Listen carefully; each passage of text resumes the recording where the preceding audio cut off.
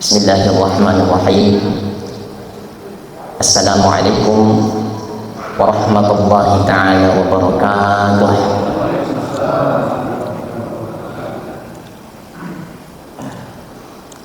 Alhamdulillahi rabbil alamin, alladhi anzala as-sakinata fi qulubil mu'minin liyazdadu imanan ma'a imanihim. Assalatu wassalamu ala ashrafil anbiya'i wal mursalin wa ala alihi wa ashabihi ajma'in wa man tabi'ahum bi ihsan ila yaumiddin. Qalu subhanaka la ilma lana illa ma 'allamtana innaka antal alimul hakim. Faqad qala Allah ta'ala fi kitabihil karim wa huwa asdaqul qailin. A'udzu billahi minasy syaithanir rajim. Bismillahirrahmanirrahim. Iqra bismi rabbikal ladzi khalaq. Khalaqal insana min 'alaq.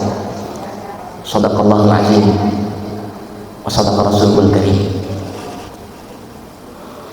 Hadirin sidang jamaah maghrib yang sama-sama dimuliakan oleh Allah. Alhamdulillah, satu kebahagiaan dan kesyukuran yang sangat besar oleh karena pada malam hari ini Allah pilih kita sebagai hamba yang taat kepada Allah Subhanahu wa ta'ala. Bukankah hidup kita jamaah sekalian hanya menanti dari masuknya waktu sholat ke waktu sholat yang lain? Jadi perkara pekerjaan yang lain adalah aksesoris dunia yang memungkinkan bisa kita pakai untuk lebih taat dan lebih patuh kepada Allah Subhanahu wa ta'ala. Salawat serta salam semoga terlimpahkan kepada Rasulullah Muhammad sallallahu alaihi wasallam,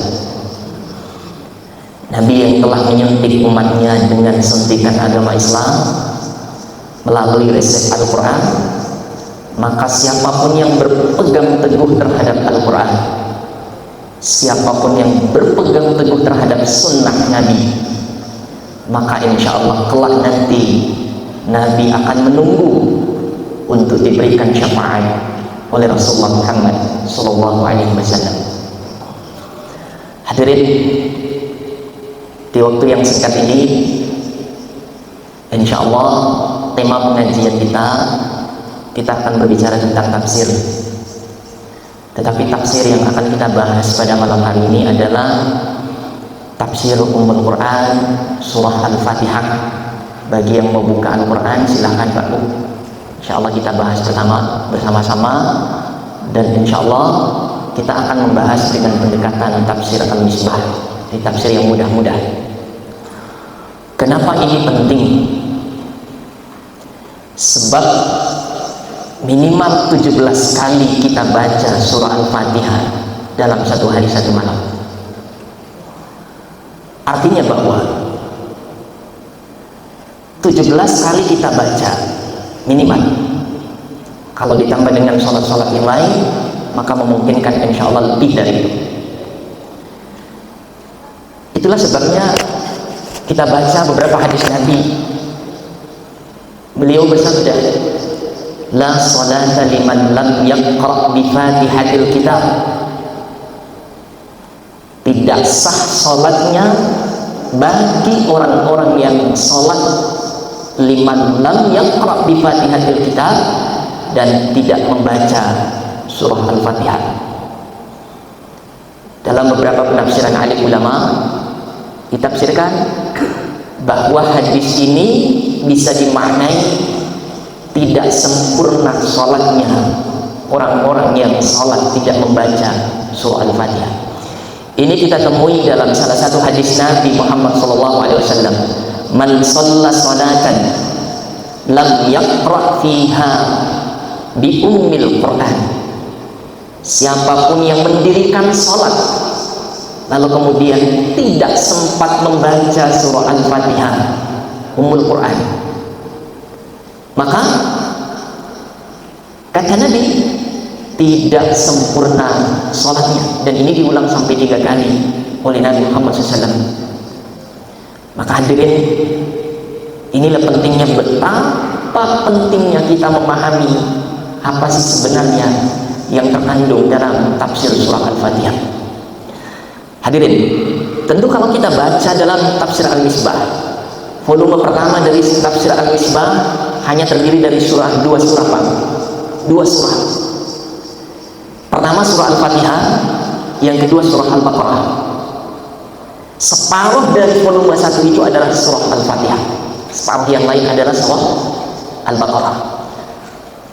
Maka itulah sebabnya surah Al-Fatihah, jamaah sekalian, paling tidak dikenal memiliki 20 nama, tetapi yang paling masyhur ada 4 nama. Pertama adalah surah Al-Fatihah itu sendiri, yang kedua disebut dengan Ummul Quran, yang ketiga disebut dengan Ummul Kitab, yang keempat disebut dengan Sab'ul Mathani. Ada yang diberikan langsung oleh Nabi, ada yang diberikan nama oleh sahabat, pun juga ada yang diberikan langsung dari Al-Quran. Misalnya surah Al-Fatihah disebut dengan As-Sab'ul Mathani.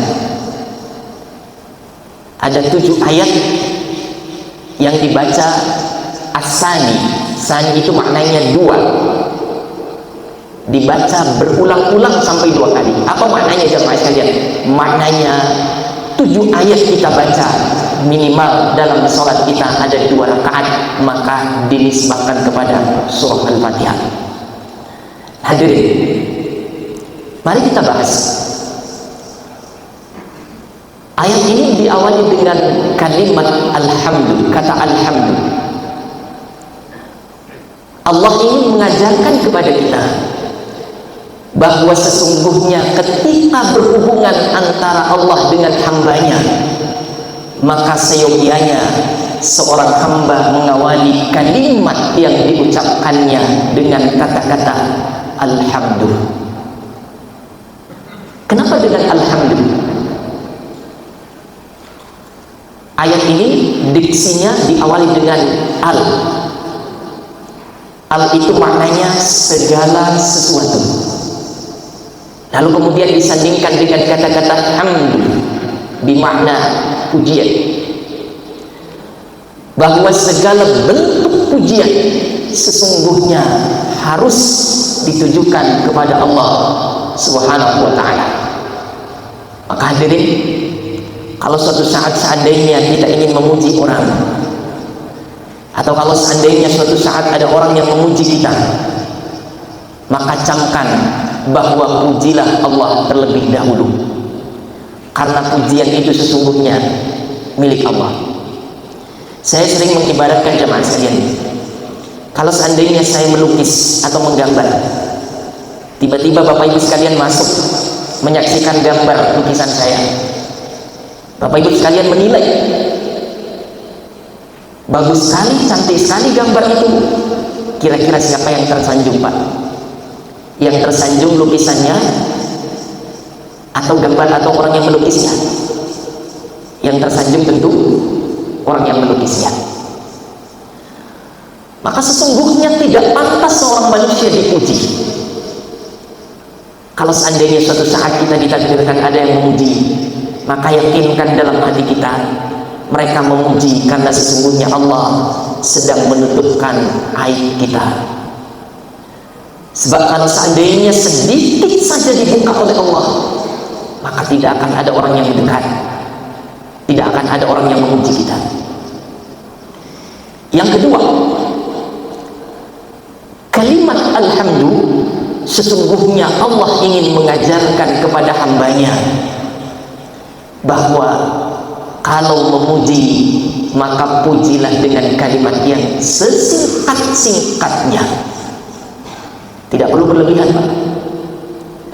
Karena kalau kita memuji dengan berlebihan, khawatir orang yang dipuji akan tenggelam dalam pujian tersebut, khawatir lupa diri.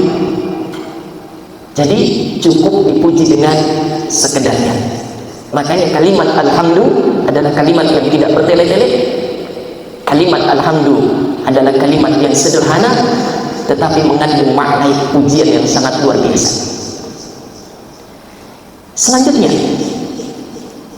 kalimat alhamdu, Allah mengajarkan kepada kita bahwa memuji Allah tetapi sesungguhnya tidak menggambarkan kita sedang berhadapan langsung dengan Allah. Maknanya apa jemaah sekalian? Maknanya, kalau kita ingin memuji orang, maka hendaklah memuji ketika kita tidak berhadapan dengan mereka. Kenapa? Karena kalau kita puji dan sedang berhadapan dengan mereka, khawatir sekali lagi mereka akan terbuai dengan pujian itu dan mereka akan lupa dengan Allah Subhanahu wa ta'ala. Maka itulah sebabnya pujilah orang ketika mereka tidak bersama dengan kita. Terbalik, kalau aibnya orang jangan dicerita sekalipun mereka tidak ada bersama dengan kita.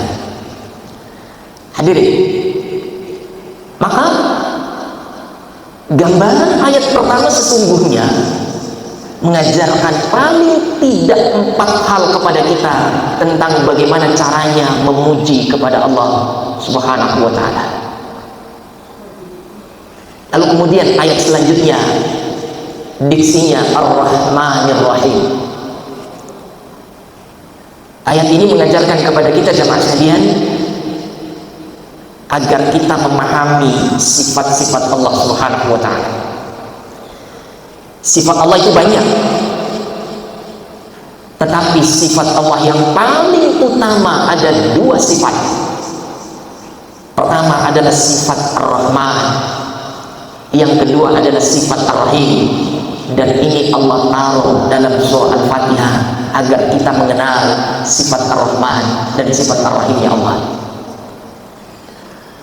Apa makna sifat Ar-Rahman? Makna sifat Ar-Rahman bahwa sesungguhnya Allah menebar rahmatnya di dunia tanpa memandang orang Islam atau bukan orang Islam, orang durhaka, orang taat kepada Allah, semua diberikan rahmat oleh Allah Subhanahu wa ta'ala. Maka itulah sifat rahmannya Allah. Tentu kita bertanya, kenapa Allah melakukan itu? Karena ternyata sifat Ar-Rahman, fatronnya sebetulnya terbatas di dunia. Jadi mungkin ada orang yang dirahmati oleh Allah di dunia, tetapi belum tentu mereka mendapatkan rahmatnya Allah kelak nanti di akhirat, karena mungkin mereka sedang menikmati sifat rahmannya Allah di dunia. Karena dia terbatas, maka rahmat itu tidak lagi berlaku kelak nanti di akhirat. Berbeda dengan sifat Ar-Rahim.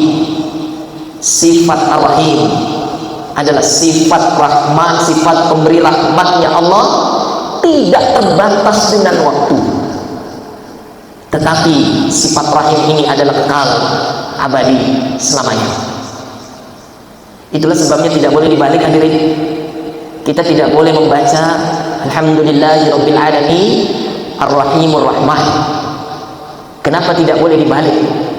Karena sesungguhnya dunia berlaku hari ini, tetapi belum tentu kelak nanti akan berlaku di akhirat. Artinya sifat rahmannya Allah hanya Allah taruh di dunia. Itulah sebabnya Allah tidak membedakan yang durhaka, tidak durhaka, yang taat, yang tidak taat. Pokoknya dapat rahmat dari Allah. Maka tidak boleh cemburu jemaah sekalian. Kalau seandainya kita mendapatkan orang kelihatannya jarang sholat, jarang berzikir, jangankan membaca Al-Quran, memegang saja Al-Quran jarang kelihatan, tetapi kok kelihatannya dunianya begitu banyak, tidak perlu khawatir jemaah sekalian, karena sesungguhnya Allah sedang menebar rahmatnya di dunia, dan sifatnya terbatas. Karena dia terbatas, maka sesungguhnya Allah Subhanahu wa ta'ala memberikan kepada siapapun yang diinginkan oleh Allah. Tapi berbeda dengan Ar-Rahim. Ar-Rahim adalah rahmat yang ditebarkan oleh Allah kelak nanti di akhirat tetapi dia terbatas, diperuntukkan hanya kepada orang-orang yang dicintai, yang dekat dengan Allah Subhanahu wa ta'ala. Maka pilihannya, apakah kita mengejar sifat rahimnya Allah, ataukah kita hanya terbatas mengejar sifat rahmannya Allah Subhanahu wa ta'ala. Tentu yang kita mimpikan jemaah sekalian adalah kita ingin mendapatkan sifat rahimnya Allah kelak nanti di akhirat. Hadirin, diksi kalimat selanjutnya Allah katakan Maliki Yaumiddin. Malik itu sifatnya Allah, bermakna Allah Maha menguasai. Yaum maknanya hari, ad-din kalau kita maknai secara bahasa maknanya agama. Tetapi sesungguhnya Yaumiddin bermakna hari pembalasan. Apa maknanya jemaah sekalian? Allah yang Maha menguasai hari pembalasan. Artinya bahwa sebagai orang beriman kita harus yakin bahwa kelak nanti ada hari pembalasan. Apa maknanya jemaah sekalian? Tidak mungkin Allah yang Maha Pengasih, tidak mungkin Allah yang Maha Kasih tidak membedakan antara orang yang memiliki sikap yang baik dengan sikap yang buruk.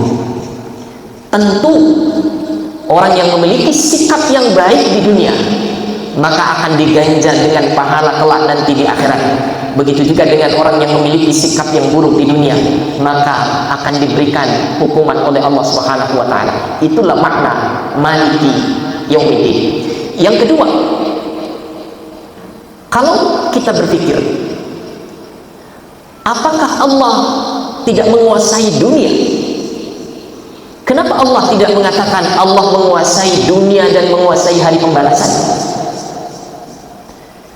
Ternyata jamaah sekalian, Allah tidak menggunakan diksi kalimat seperti itu karena Allah ingin mengajarkan kepada kita bahwa di dunia masih banyak orang yang menganggap dirinya sebagai Tuhan.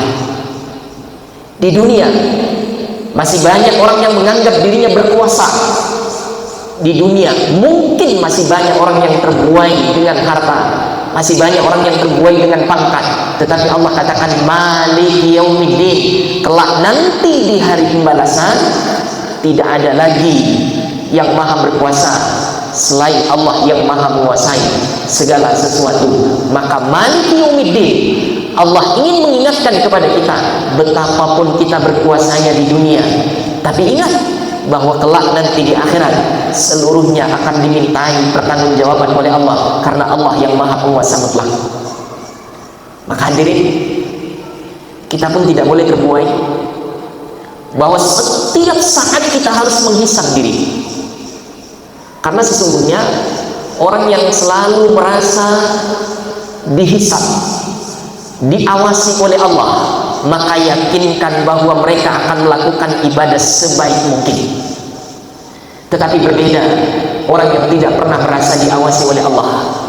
Barangkali melaksanakan salat, tetapi salatnya tidak dilaksanakan dengan sebaik mungkin. Kenapa jamaah sekalian? Karena tidak merasa diawasi oleh Allah Subhanahu wa ta'ala.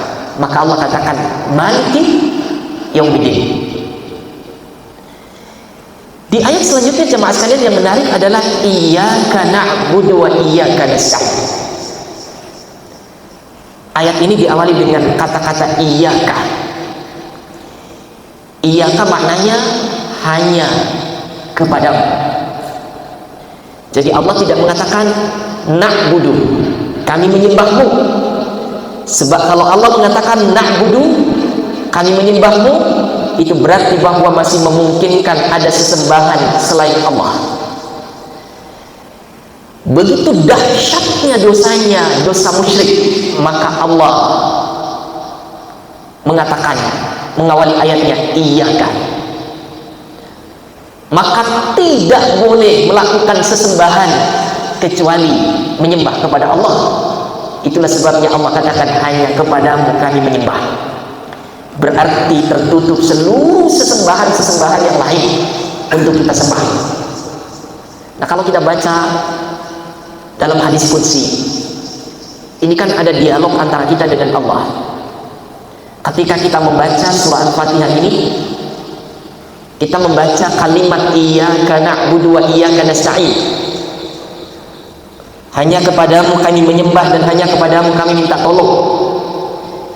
Jadi hanya kepada Allah kita menyembah dan hanya kepada Allah kita minta tolong. Nah, ini perlu penjelasan jamaah sekalian. Kalau menyembah tertutup setutup-tutupnya bagi makhluk untuk kita sembah. Nah, bagaimana memaknai iyyaka nasta'in, hanya kepadamu kami minta tolong? Maka betul pertolongan itu hanya datang dari Allah, dan kita pun sebagai hamba hanya boleh minta tolong kepada Allah Subhanahu wa ta'ala. Tetapi dijelaskan oleh Profesor Dr. Quraisy Shihab bahwa proses minta tolong kepada Allah maka bisa jadi melewati makhluknya. Apa maknanya jemaah sekalian? Penting saya jelaskan. Misalnya kita sedang sakit, kan harus berobat. Mungkin kita akan ke dokter sebagai ikhtiar kita. Lalu bagaimana memaknai iyyaka nasta'in, hanya kepadamu ya Allah kami minta tolong, sementara saya harus berikhtiar untuk ke dokter berobat? Maka beliau mengajarkan kepada kita bahwa ketika Anda ingin ke dokter, maka sempatkan bersujud kepada Allah Subhanahu wa ta'ala, sempatkan berdoa minta kepada Allah, ya Allah gerakkan hatinya si dokter tersebut untuk mendiagnosa penyakit saya dan karuniakan petunjuk agar si dokter tersebut memberikan obat yang tepat terhadap saya. Artinya bahwa sesungguhnya mengawali permohonan kita kepada Allah, ikhtiar itu terserah kita.